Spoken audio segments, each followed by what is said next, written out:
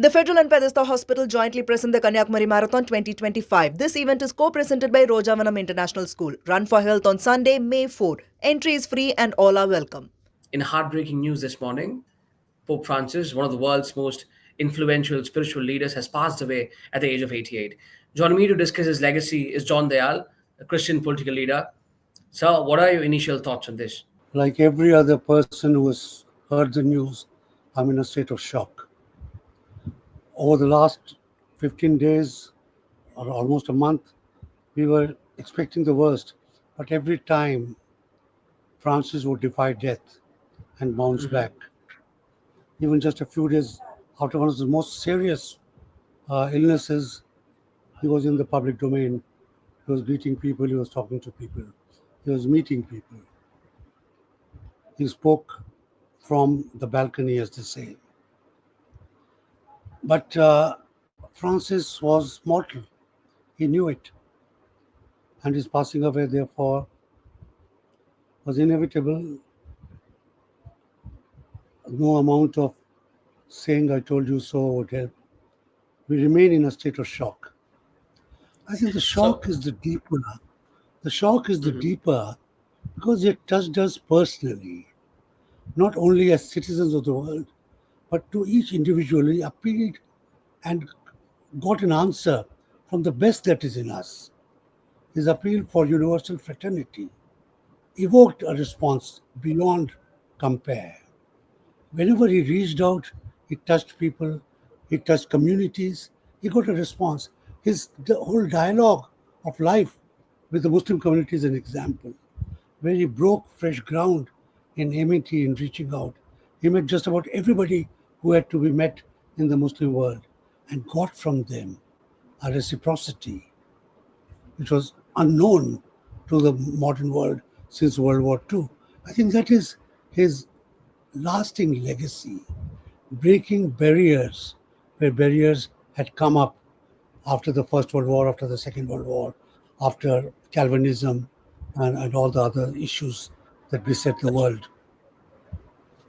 Pope Francis has been a unifying factor as far as the Roman Catholics are concerned.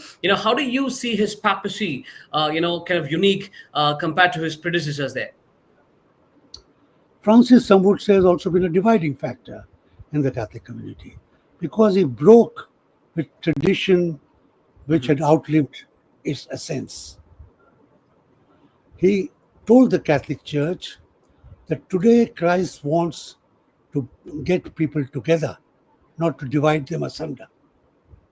He told the Catholic Church that and got the Catholic Church willingly or unwillingly to his point of view. I think that is the one of the most successful experiments he did with us.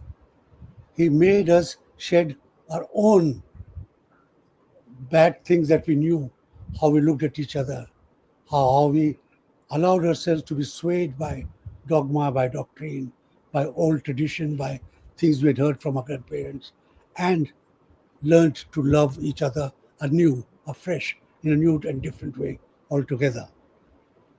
Pope too had very strong views about what's going on globally as well, the geopolitical tensions. I mean, he did actually slam, the saber rattling that's happening on, be it Ukraine or be it, in Palestine as well.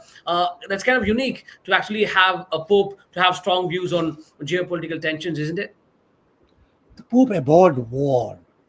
He abhorred the indecent death that war causes, whether it is the Israeli invasion of Gaza, whether it is the Ukraine-Russian conflict, whether there's a myriad conflicts in Africa that we don't usually speak of, and tensions elsewhere in Asia. He spoke against each one of them. He wasn't afraid of big leaders. He spoke to them as equals and told them that they need to come together if universal peace is to be attained and retained for the larger good of mankind. The larger good of mankind, I think, was his target and his touchstone. What was good for man?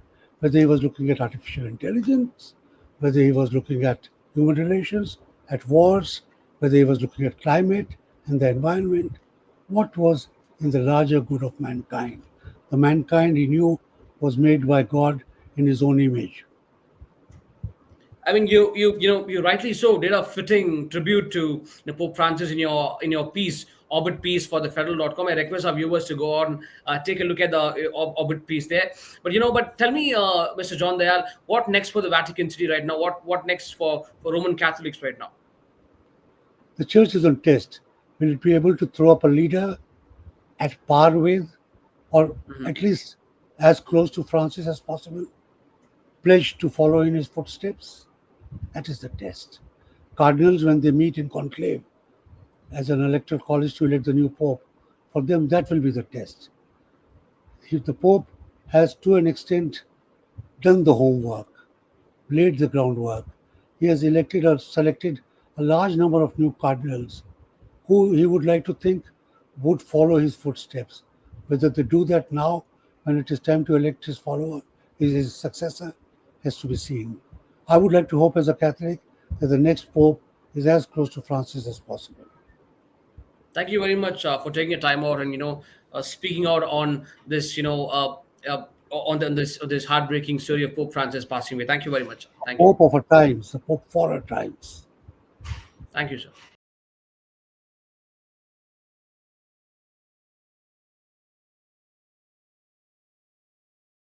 The Federal and Pedesta Hospital jointly present the Kanyakumari Marathon 2025. This event is co-presented by Rojavanam International School. Run for Health on Sunday, May 4. Entry is free and all are welcome.